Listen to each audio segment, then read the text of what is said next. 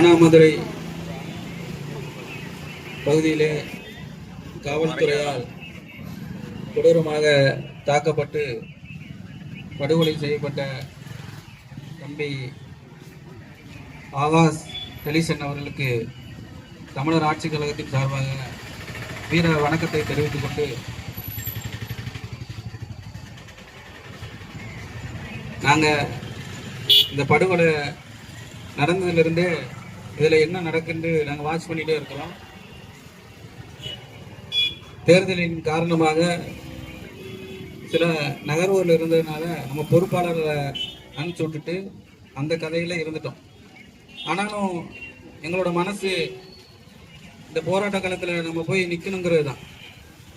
ஆனால் அதையும் தாண்டி உங்களுக்கெல்லாம் ஏன் இப்படி தாமதமாக இவர் வந்திருக்காருன்னு நீங்கள் நினைக்கலாம். இன்று ஒரு படுகொலை நிகழ்த்தப்பட்டது. ஆனால் இதே மாதிரி நாளைக்கு இன்னும் 100 படுகொலை நடத்துவதற்கான சூழ்நிலை தமிழ்நாட்டில் இருக்கு. அது எந்த ஆட்சி வந்தாலும் இங்கே இருக்கும். திமுக ஆட்சி வந்தாலும் இருக்கும், டிவிக்கு ஆட்சி வந்தாலும் இருக்கும், இங்கே ஏடிஎம்கே ஆட்சி வந்தாலும் இருக்கும். இதை ஏன் சொல்லணும் உங்க எல்லாருக்குமே தெரியும். ஏன்னா இங்கே காவல்துறையில் இருக்கிற அவன் மனசுக்குள்ள சாதி வெறி. சட்டையை போடும்போது அவனுக்குள்ள சாதி வெறியும் சேர்த்து போட்டுட்டு தான் அந்த காவல் நிலையத்துக்குள்ளே நுழையிறான். தான் சார்ந்த சாதி வாழணும், மற்ற சாதிக்குள்ள சாகணுங்கிற எண்ணத்தில் இருக்கிற சில போலீஸ் அயோக்கியர்களுக்கு மத்தியில நம்ம சில அரசியல் தேவைகளை நோக்கி நகர்ந்துட்டு இருக்கிறோம். ஏன்னா இந்த அரசியல் சூழல் அப்படி இருக்குது. ஆட்சியும் மாறிடுச்சு. ஆனாலும் மனதானது அந்த போராட்டம் இன்னும் முடிவுக்கு வரல. அண்ணன் கே செல்வகுமார் அவர்கள்ட்ட போன் பண்ணி, ஆனால் இப்படி ஒரு போராட்டம் தொடர்ச்சியாக போயிட்டு இருக்கு. அரசியல் சூழலில் நீங்களும் அங்கிட்டு இருந்துட்டீங்க, போகலை. ஆனால் இந்த போராட்டம் இன்னும் வலுவடையலை. அதுக்கு காரணம் இங்கே தவறாக நினைக்க வேண்டாம். இப்போ உள்ள போராட்ட காலங்கள் ஃபுல்லாகவே எப்படி இருக்குது அப்படின்னா, வந்து ஒரு ஃபோட்டோ எடுக்க, ஒரு ஸ்டேட்டஸ் வைக்க, மறுநாள் அது ஃபேஸ்புக்கில் பதிவு போட, அந்த தொடர்ச்சியாக அந்த போராட்டம் வலு பெற ஒரு சூழலில் இல்லை. அதற்கு சில நடவடிக்கைகள் இங்கே முன்னெடுக்கணும். பக்கத்தில் இன்னொரு இதே மானாமதுரை எல்லைக்குட்பு பகுதியில் இந்த அஜித்னு ஒரு தம்பி, அவரும் படுகொலை செய்யப்பட்டார். அதற்கு உண்டான வேகம் இந்த படுகொலையில் இல்லை. அப்போ இங்கே தென் மாவட்டத்தில் தேவேந்திர குல வேளாளர் இறந்தா ஒரு நியாயம், மற்ற சாதியில் ஒருத்தன் இறந்தா ஒரு நியாயமானு இங்கே பார்க்க வேண்டியிருக்கு. அப்போ நம்ம யாரோட நின்று இந்த போராட்டத்தை சந்திக்கணுங்கிற தேவைகளும் இதில் இருக்கு.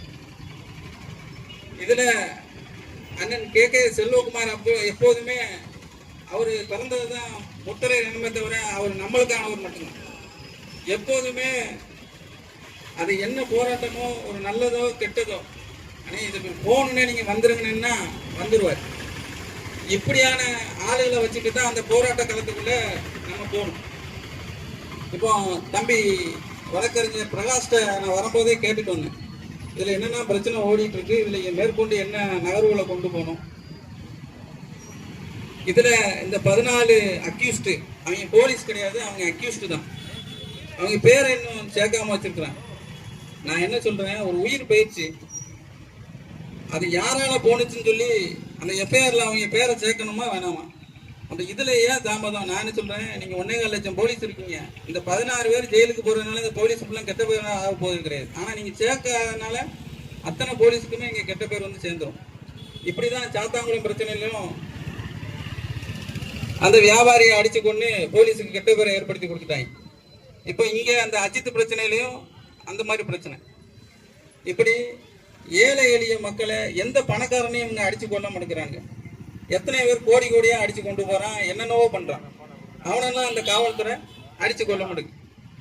ஆனா ஒரு கஷ்டப்பட்ட கூலி தொழிலாளியை கொண்டு போய் இப்படி அடிச்சு சித்திரவதை பண்றதுக்கு இவனுக்கு பெரிய மாவீரன்னு இவனுக்கு நினைச்சுக்கிட்டு தான்.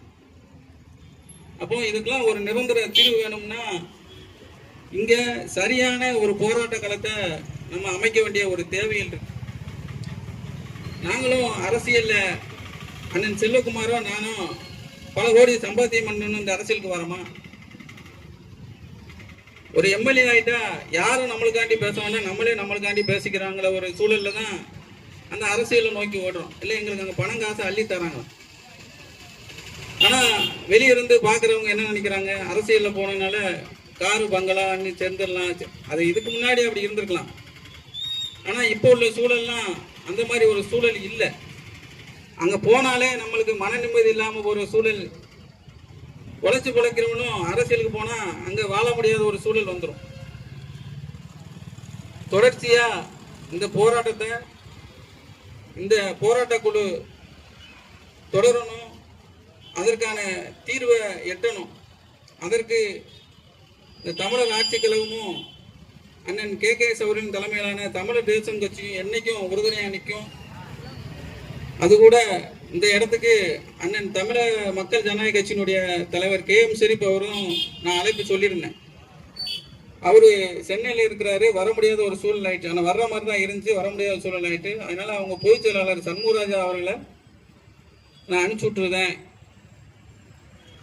தன்னோட கண்டனத்தை அவரும் பதிவு பண்ணியிருக்கிறார். இந்த மாதிரி ஜனநாயக இயக்கத்தை சேர்ந்தவங்க அந்த போராட்டத்தை கையில் எடுக்கும்போது அந்த போராட்டம் வலுப்பெறும். மதுரையில் இதன் தொடர்ச்சியாக மதுரையில் பெரிய ஒரு போராட்டத்தை நாங்கள் முன்னெடுக்கிறதா இருக்கிறோம்.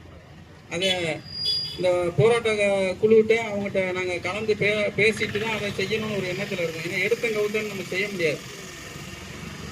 தொடர்ச்சியாக அதுவும் தென் மாவட்டத்தில் மட்டும்தான் இந்த காவல் நிலைய மரணங்கள் இருக்கு. ஏன்னா இங்கே உள்ள போலீஸ்காரனுக்கு மட்டும்தான் 2 கொம்பு இருக்கும். இவனுக்கு யார் குற்றவாளியோ அவனை போய் இவனுக்கு பிடிக்க மாட்டாங்க. ஆப்போசிட்ல யார் பாதிக்கப்பட்டிருக்கானோ அவனை தான் பிடிப்பான், அவன் மாதிரி தான் எஃப்ஐஆர் போடுவான். இது இன்னைக்கா நடக்கு. 80 காலகட்டத்திலிருந்து இன்னைக்கு 2026 ஆயிடுச்சு. இன்னைக்கும் அவன் என்ன செய்யறான், இவன் அடிச்சவனுக்கும் வழக்கு, அடி வாங்கினவனுக்கும் வழக்கு. இதை ஒரு ஸ்ட்ராட்டஜியாவே வச்சிருக்கான். 2 பக்கமும் கேஸ் போட்டாதானே இந்த பிரச்சனைகள் முடிவுக்கு வருண்டு.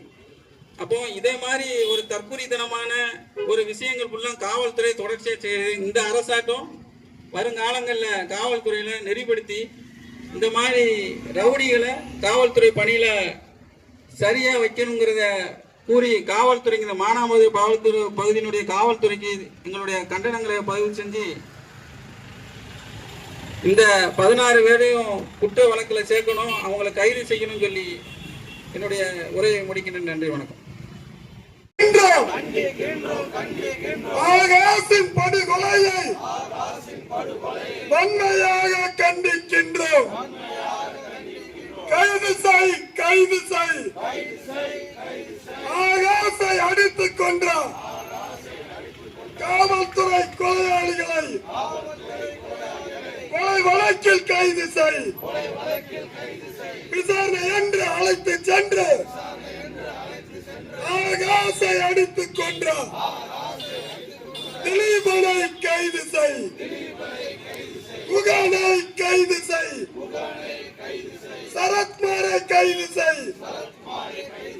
காளீஸ்வரனை கைது செய். தேவேந்திரனை கைது செய். மனோகரனை கைது செய். மொத்தம் 16 காவலர்களையும் கைது செய். கொலை வழக்கில் கைது செய். சிறைப்படுத்து, சிறைப்படுத்து. ஆகாசின் படுகொலைக்கு காரணமான கைவர்களை, காவல்துறை ரவுடிகளை கொலை வழக்கில் சிறைப்படுத்து. நீதி வேண்டும், நீதி வேண்டும். ஆகாசின் படுகொலைக்கு நீதி வேண்டும், நீதி வேண்டும்.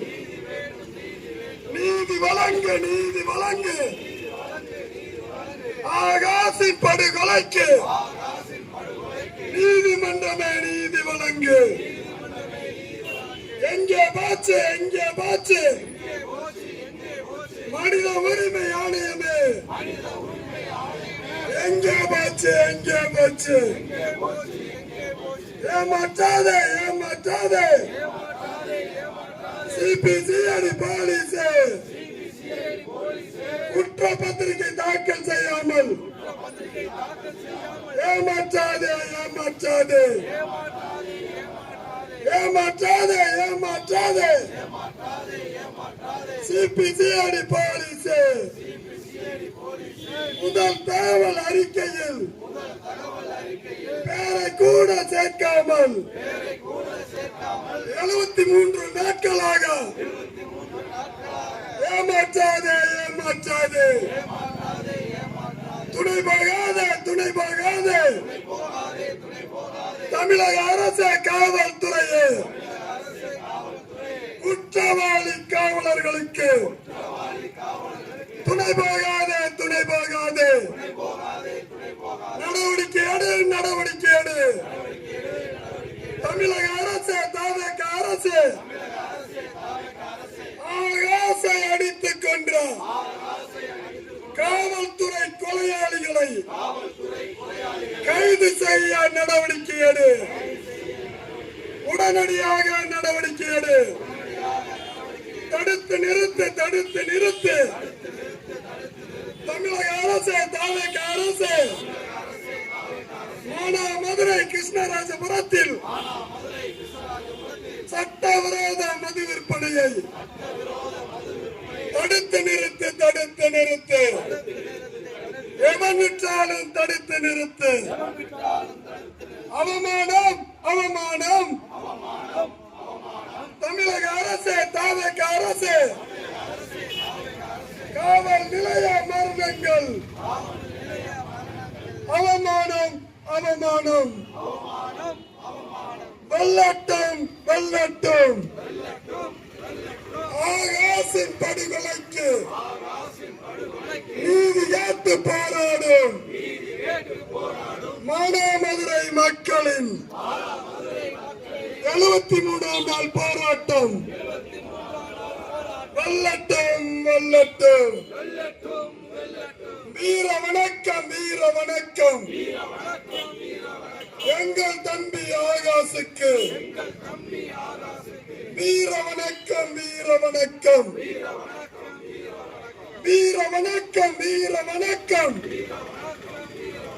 தமிழ் ஈழ விடுதலை போரில்